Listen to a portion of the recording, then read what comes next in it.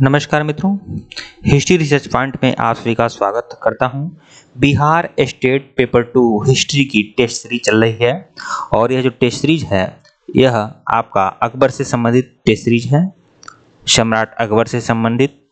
और इसके पहले का वीडियो अगर आप लोगों ने नहीं देखा है तो प्लेलिस्ट में जाइएगा, बिहार स्टेट पेपर 2 हिस्ट्री के नाम से प्लेलिस्ट बनी हुई है, जाइएगा देखिएगा।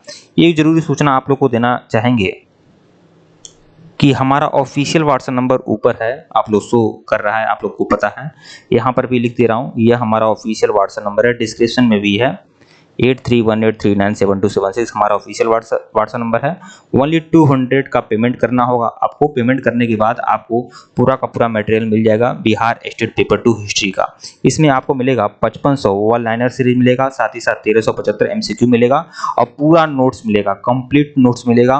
पेपर 2 हिस्ट्री का complete notes, chapter wise, unit wise सारे के सारे नोट्स आपको मिलेंगे। और जो भी नोट्स मिलेगा बेहतरीन रहेगा, रामबाण रहेगा, परीक्षा के लिहाज से एकदम रामबाण रहेगा। तो जिनको भी चाहिए हमारे ऑफिशियल व्हाट्सएप नंबर पर मैसेज कर सकते हैं। 8318397276 हमारा ऑफिशियल व्हाट्सएप नंबर है, ऊपर भी शो हो रहा है। ओनली 200 का पेमेंट करना है, आप मैसेज कर सकते हैं। आइए शुरुआत करते हैं। प्रश्न संख्या 51 देखिएगा। अकबर द्वारा बनाई गई श्रेष्ठतम इमारत पाई जाती है। तो अकबर द्वारा बनाई गई श्रेष्ठतम इमारत पाई जाती है तो कहाँ? आगरा के किले में, लाहौर के किले में, इलाहाबाद किले में या फतेहपुर सिकरी में? तो फतेहपुर सिकरी में। अकबर द्वारा बनाई गई जो श्रेष्ठ इमारत है वह फतेहपुर सिकरी में पाई गई है।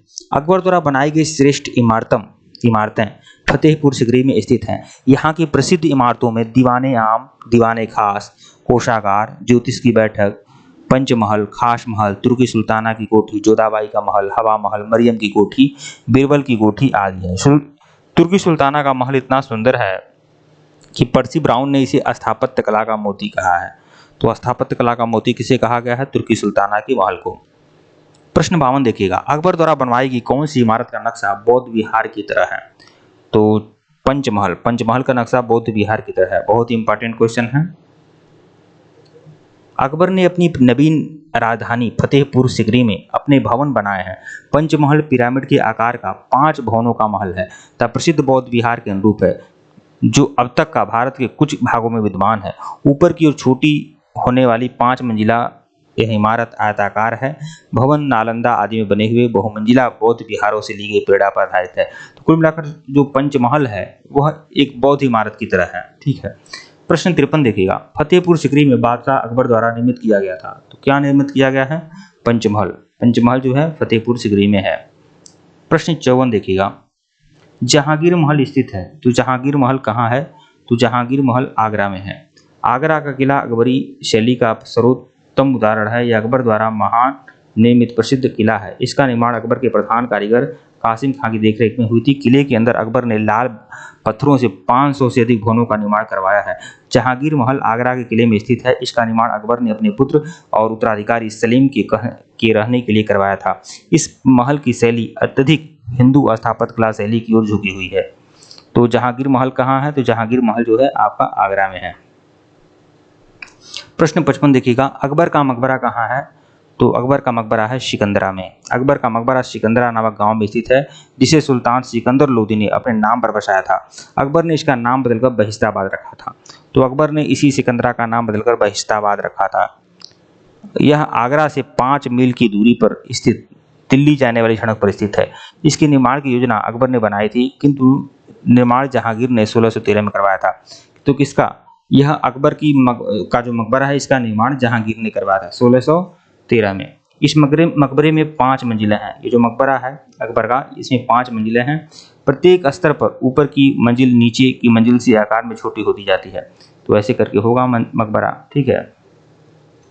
और यह इस मकबरे की विशेषता है कि इसका गुंबद विहीन होना है।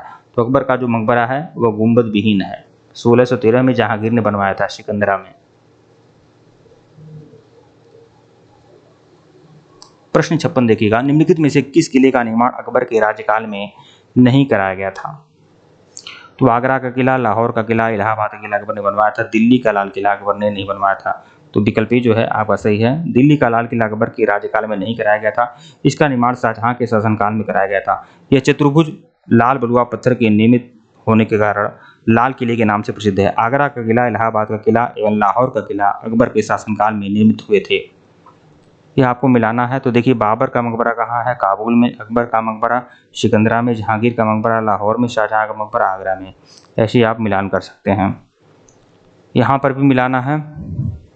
देखिए बाबर का मकबरा जो है काबुल में है, हुमायूं का मकबरा है दिल्ली में, अकबर का सिकंदरा और जहांगीर का लाहौर। इस तरह से आप मिला सकते हैं।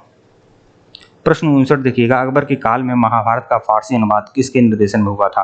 तो असल बात यह है कि महाभारत का जो अनुवाद किया था बदायूनी ने किया था, लेकिन किसके निर्देशन में किया था? तो अबुल फजल के निर्देशन, नहीं फैजी के निर्देशन में, विकल्प डी। देखिए अकबर ने अपने राजकवि फैजी की अध्यक्षता में एक अनुवाद विभाग की स्थापना की। तो अकबर ने जो अनुवाद विभाग की स्थापना किया था वह किसकी अध्यक्षता में किया था? फैजी की अध्यक्षता में किया था। अकबर के आदेश से महाभारत के विभिन्न भागों को रजमनामा नाम से फारसी में अनुवाद फैजी के निर्देशन में नकीब खां बदायूनी और फैजी आदि विभिन्न विद्वानों के समृद्ध प्रयासों से हुई है।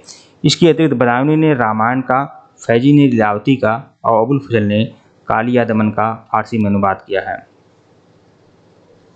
प्रश्न 60 देखिएगा, निम्नलिखित में से किसने महाभारत का फारसी में अनुवाद किया है? तो अब्दुल कादिर बदायूनी ने। प्रश्न 61, महाभारत के फारसी अनुवाद का शीर्षक क्या है? तो रजमनामा है, रजमनामा। प्रश्न 62 देखिएगा, 16वीं सदी में संपन्न महाभारत का फारसी अनुवाद है रजमनामा। प्रश्न 63, रजमनामा किस हिंदू धर्म का फारसी ग्रंथ है?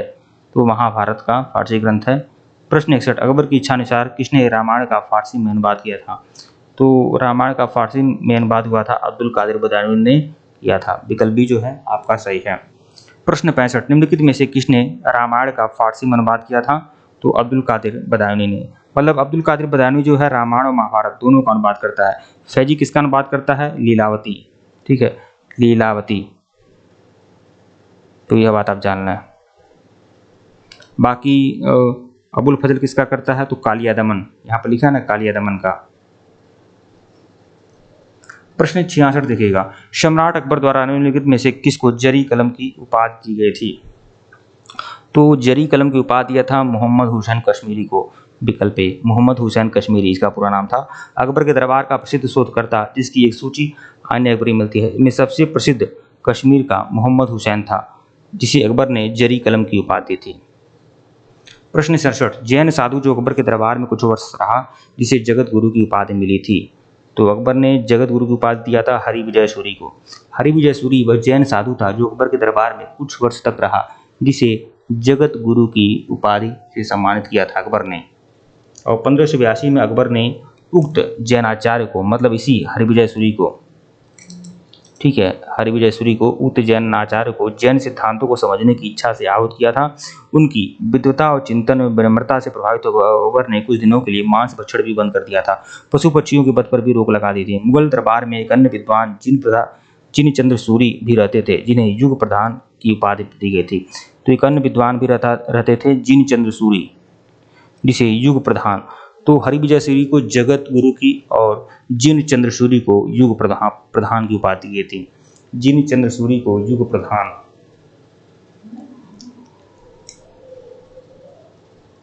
प्रश्न 68 देखिएगा, वह प्रसिद्ध जैन आचार्य कौन था जिसने अकबर ने बहुत सम्मानित किया था? तो हरिविजय सूरी। प्रश्न 69, मुगल सम्राट अकबर के समय का प्रसिद्ध चित्रकार कौन है? तो दशवंत। मतलब अकबर के दरबार का जो प्रसिद्ध चित्रकार था वह दशवंत था। अकबरकालीन चित्रकारों के नाम में अबुल फजल ने अपनी आईने अकबरी में गिनाए हैं। तो अकबर के दरबार के जो प्रमुख चित्रकार थे दशवंत, बसावन, केशव लाल, मुकुंद मिश्किन, जगन, महेश, खेमकरण, तारा, श्यामल, हरिवंश। ठीक है, दशवंत जो चित्रकार था एक कहार का बेटा था। अकबर इतना प्रभावित था कि उसे अपने समय का पहला अग्रणी कलाकार बनाने में सहयोग दिया, किंतु बाद में यह महान चित्रकार मानसिक रूप से विचलित हो गया। 1854 में इसने आत्महत्या कर ली। प्रश्न 70, इंग्लैंड की रानी एलिजाबेथ प्रथम का समकालीन भारतीय शासक कौन था? तो अकबर। इंग्लैंड की रानी एलिजाबेथ प्रथम का समकालीन भारतीय राजा अकबर था। ध्यातव्य हो कि दिसंबर 1600 में ईस्ट इंडिया कंपनी की स्थापना के समय इंग्लैंड की रानी एलिजाबेथ थी। भारत में इस समय अकबर 1556 से 1605 तक का शासन कर रहा था। एलिजाबेथ फर्स्ट का शासन, देखिए यह समकालीन थी एलिजाबेथ अकबर की। अकबर का जो शासन पीरियड है 1556 से 1605, एलिजाबेथ का है 1558 से 1603। ठीक है, मतलब एलिजाबेथ के शासन संभालने से 2 साल पहले अकबर ने शासन संभाल लिया था और एलिजाबेथ के दिवंगत होने के बाद भी 2 साल तक उसने शासन किया। प्रश्न 71, गठन में किसके शासनकाल में इंग्लिश ईस्ट इंडिया कंपनी का गठन हुआ था? तो अकबर। ईस्ट इंडिया कंपनी का शासन का गठन किसके समय हुआ था? अकबर के समय में। प्रश्न 72, मध्यकालीन भारतीय लेखक ने अमेरिका की खोज की थी? किसने? जिस मध्यकालीन भारतीय लेखक ने अमेरिका की खोज का उल्लेख किया है, तो किसने उल्लेख किया है? अबुल फजल ने। अमेरिका की खोज किया था 1894 में। किसने? क्रिस्टोफर कोलंबस ने। तो इसका जिक्र किसने किया है? अबुल फजल ने किया है। ठीक है। प्रश्न 73, अकबर के दरबार का आने वाला पहला अंग्रेज यात्री कौन था? अकबर के दरबार में जो अंग्रेज यात्री आया था उसका नाम था Ralph Fitch. Ralph Fitch. Ralph Fitch Fatehpur Sikri. देखिए राल्फ फिच जो आया था अकबर के दरबार में वो फतेहपुर सिकरी और आगरा पहुंचने वाला पहला अंग्रेज था। इसने भारत के विभिन्न भागों में भ्रमण करते हुए अनेक स्थानों का अवलोकन किया तथा 16वीं सदी के भारतीय व्यापारी नगर केंद्रों का मूल्यांकन विवरण प्रस्तुत किया था। प्रश्न 74, अकबर के शासनकाल में निम्नलिखित घटनाओं का कालक्रमानुसार व्यवस्थित करना है। तो अकबर ने जो जजिया कर की समाप्ति की थी वो 1564 में की थी। इबादत खाने की स्थापना कब किया था? 1571 में किया था। मजहर की स्थापना 1579 में किया था। दीन इलाही की स्थापना 1582 में। ऐसे आप मिला सकते हैं। ठीक है। ये इबादत खाने की स्थापना 1575, फतेहपुर सिकरी की स्थापना 1571 में किया था। ठीक है। अकबर ने जजिया कर की समाप्ति 1564 में, फतेहपुर सिकरी की स्थापना 1575 में किया था। इसका फतेहपुर सिकरी की स्थापना 1571 मतलब राजधानी के रूप में, लेकिन उसी फतेहपुर सिकरी में इबादत खाने की स्थापना 1575 में किया था। इसका उद्देश्य दार्शनिक और धार्मिक विषयों पर वाद विवाद करना था। अकबर ने समस्त धार्मिक मामलों को अपने हाथ में लेने के लिए 1579 में मजहरनामा की घोषणा कर दी। 1575 देखिएगा, अकबर के बंगाल और बिहार को मुगल साम्राज्य में मिलाया था। तो अकबर ने बंगाल और बिहार को मुगल साम्राज्य में मिलाया था 1576 में। अकबर ने बंगाल और बिहार को मुगल साम्राज्य में मिलाया था 1576। बंगाल और बिहार को अकबर ने कब मिलाया था? 1576 में। 1572 में सुलेमान करामानी की मृत्यु के बाद उसका पुत्र दाऊद खान गद्दी पर बैठा और दाऊद खान ने अपने को स्वतंत्र घोषित कर पटना के मुगल किले पर आक्रमण कर दिया। ये सब पढ़ लीजिएगा आप लोग, ये पढ़ लीजिएगा। ठीक है। ठीक है मित्रों, वीडियो को लाइक और चैनल को सब्सक्राइब करेगा। धन्यवाद। आप लोग को टेलीग्राम बिल्कुल ज्वाइन करेगा, लिंक डिस्क्रिप्शन में दिया गया है। धन्यवाद।